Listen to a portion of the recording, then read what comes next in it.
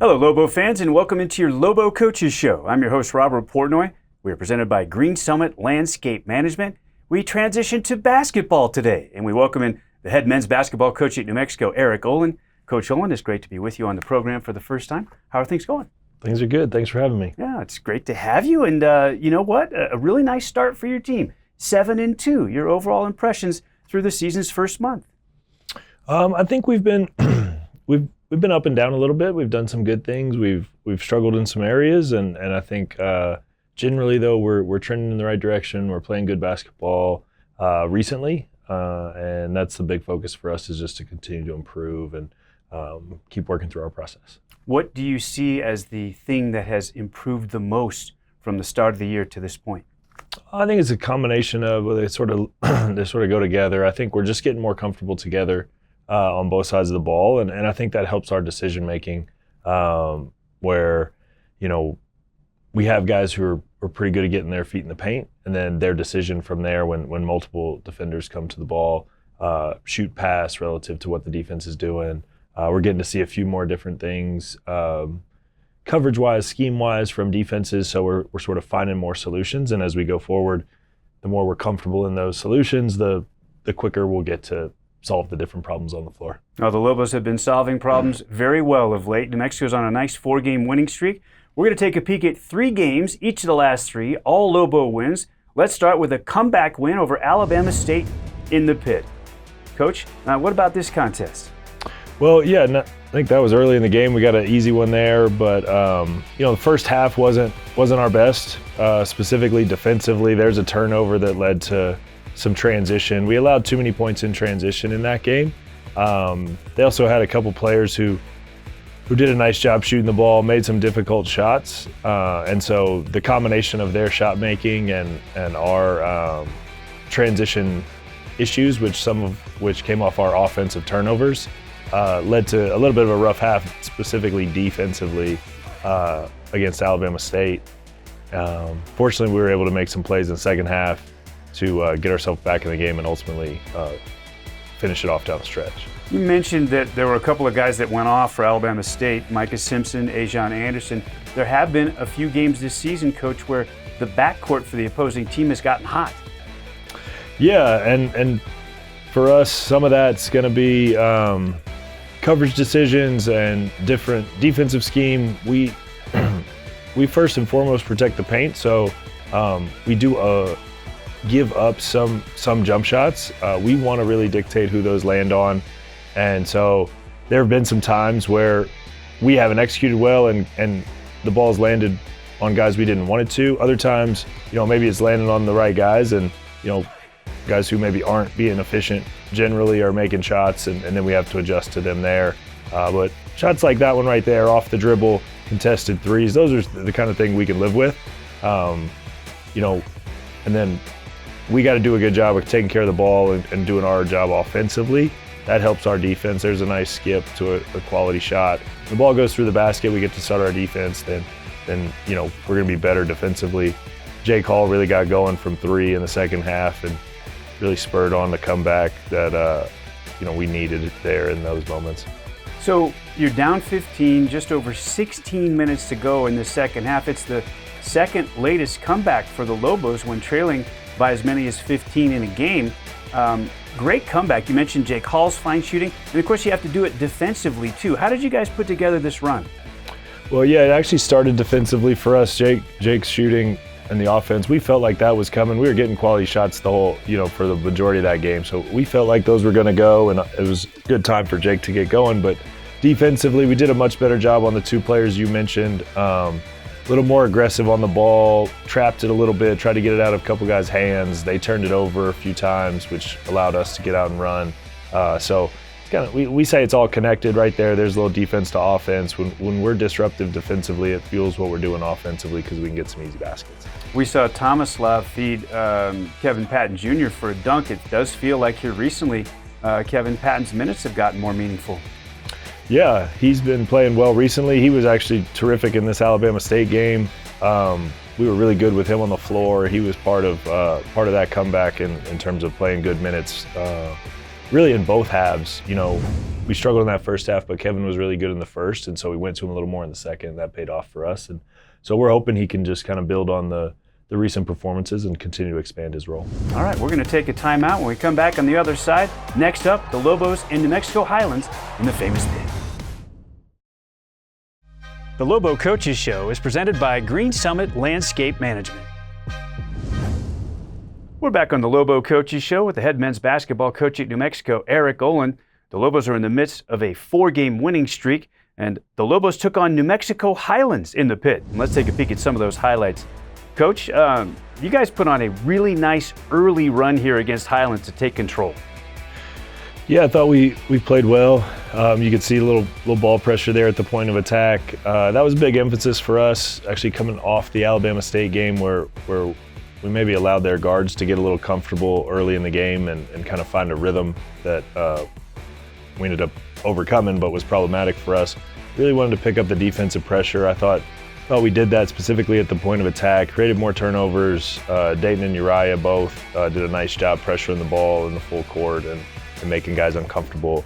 And we kind of took what was a problem for us in one game and in these last couple now has become more of a strength. So credit to our guys for making the adjustment, and we're seeing that pay off a little bit in our defense in the last couple games. And you can see a couple of these. This is our defense, being disruptive and then turning that into offense.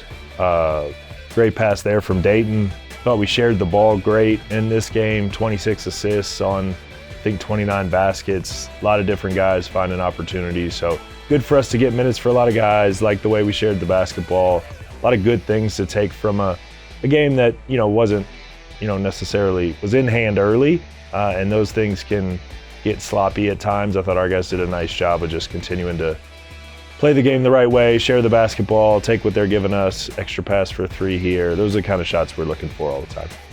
Speaking of making shots, Jake Hall again, and he did some nice things too, setting up his teammates, but it's 12 threes total in back-to-back games. Between Alabama State and New Mexico Highlands, Hall got really hot. Yeah, I mean, Jake's a fantastic shooter. We're not surprised when he makes shots. I think he's going to continue to make shots when he gets the right ones. So we believe in that.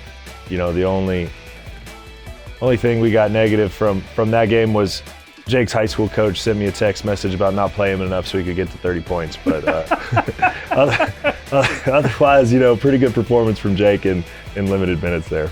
He's doing some things as a freshman that are almost unprecedented. He's getting into the company of players like Kenny Thomas and other former Lobo greats, and I think by the end of the year, he might have one of the best offensive freshman seasons in the history of the program, Coach. That's crazy. Yeah, he's certainly capable, and he showed that all summer and fall. We had a lot of confidence in Jake, specifically on the offensive end, and obviously the shot making is impressive and a big part of what he's doing, but he's a more complete player than that. He can really pass. He plays under control. He's got kind of a change of pace to his game that is sort of wise beyond his years a little bit. So he's been playing really well for us here early, even as a freshman. We expect that to continue. So numbers 2 and 24 here at the finish, I want to highlight them because to Javis Miller and Tomeo Ponce, and here's Javis with a wing 3. They both got meaningful minutes in this game, and you guys are so deep, like the minutes are hard to find at the end of the bench, and they're going to be needed down the road somewhere, aren't they? Yeah, absolutely. We do have a deep team, and at different times, lots of different guys are going to get opportunities, and so their job is to just stay ready when called upon, whatever those circumstances are, and for the most part, I think our guys are doing that, and they'll be ready to go if asked. Okay, so the Lobo win streak is at 3 after this win over New Mexico Highlands. Let's set up the game against Santa Clara. As you are in the run-up to this big matchup with a top 40 net team in the pit, how did you prepare your squad, and what was kind of the message to them? Yeah, well, our preparation's pretty similar. We kind of take the same approach. We believe in the consistency of that, so we kind of have a little bit of a routine day, 2 days out, 1 day out, like kind of our process that we stick to. But the focus there was just understanding with whether it's New Mexico Highlands or it's Santa Clara and as a top 40 team, every matchup has advantages that we feel like we want to lean into and amplify, and then there's disadvantages that we'd like to mitigate, right? So that's kind of our approach to every matchup. Santa Clara had really been having a lot of success on the offensive glass. Their defensive pressure had been wearing people down. They'd been able to get the ball into the paint and be really efficient. They're really good on both sides of the ball. So we wanted to try to find areas where we could find an advantage. Their offensive rebounding, they send 5 to the glass. They're over 40%, top 10 team in the country in that. So, we're not going to shut them out there. They're going to get some of those. But the aggressiveness on the glass has the potential to give us opportunity in transition. Their full court pressure kind of opens the floor. We have guards that can be difficult to press. So we felt like there were some areas where if our guys played well, they could have some advantages. Try to lean into those, and then just try to do a good job of pressuring the ball, disrupt what they're doing on offense to limit some of the potential disadvantages in each matchup. Well, let's see how the plan played out. It's the Lobos in Santa Clara in front of more than 13,000 in the pit. Next. The Lobo Coaches Show is presented by Green Summit Landscape Management.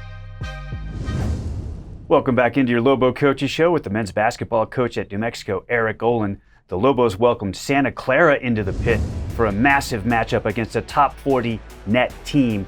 What an opportunity for your squad, Coach. Yeah, this was a great opportunity for us to get a really quality team at home.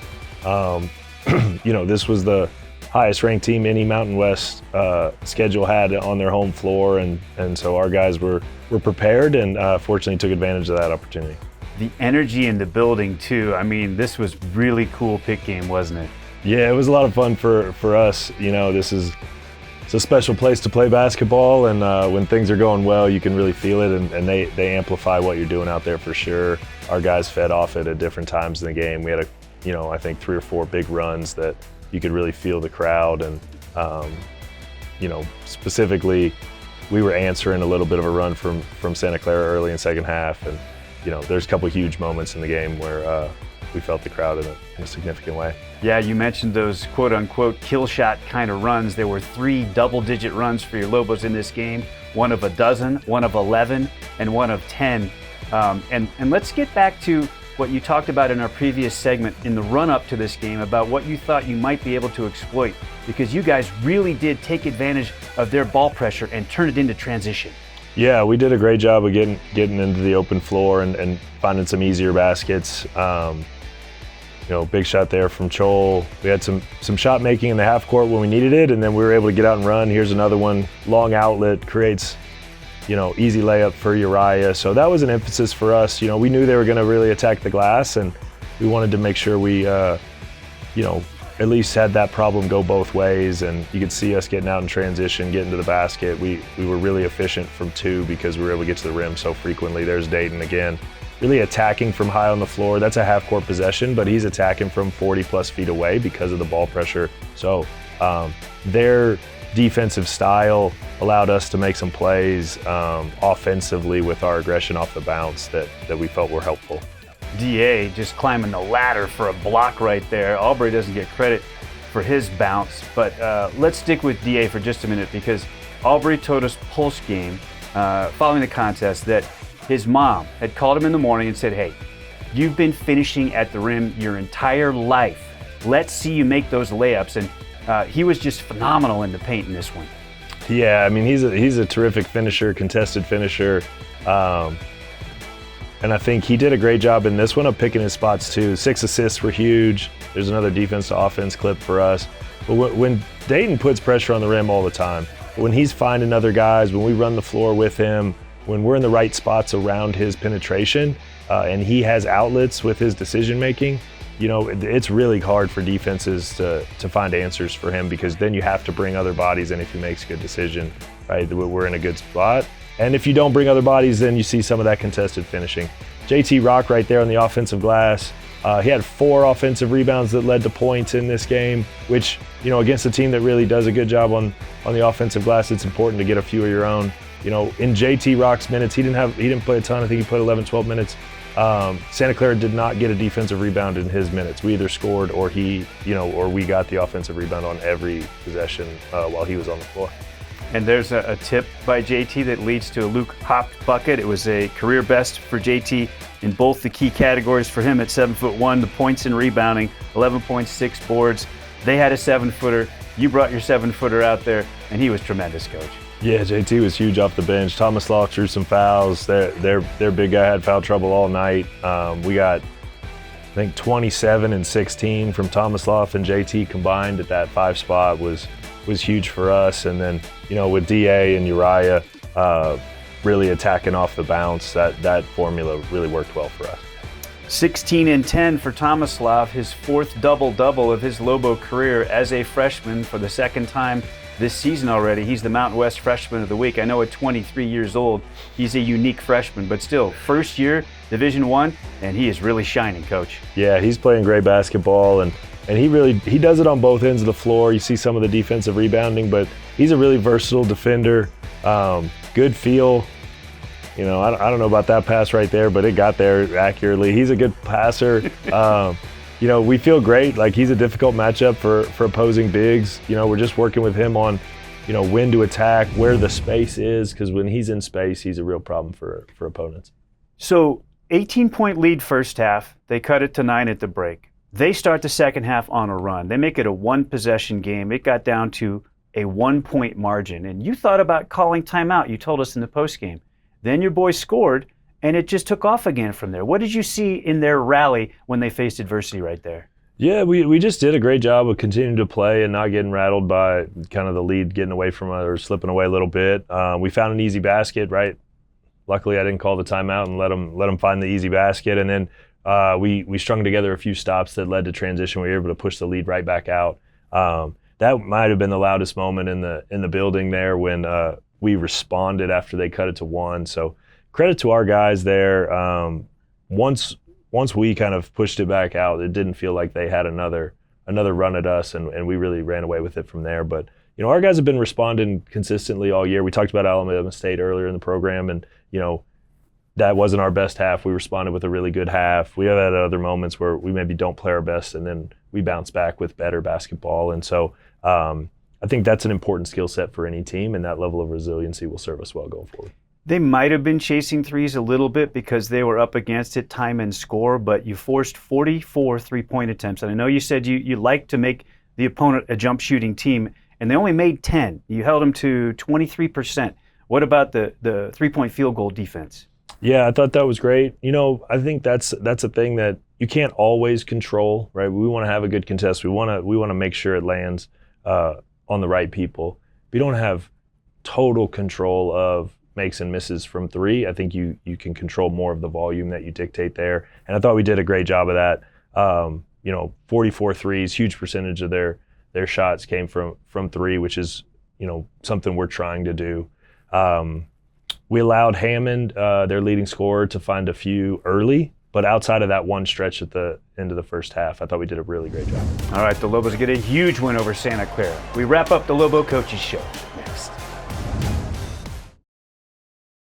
The Lobo Coaches Show is presented by Green Summit Landscape Management.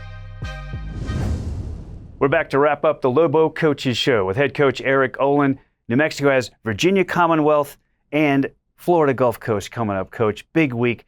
Best of luck to your Lobos. Thanks so much. We're excited about the challenge, a little road trip, and then one back at home in the pit. We're looking forward to it. All right. So long, everybody. Thanks for watching your Lobo Coaches Show. Till next time, go Lobos.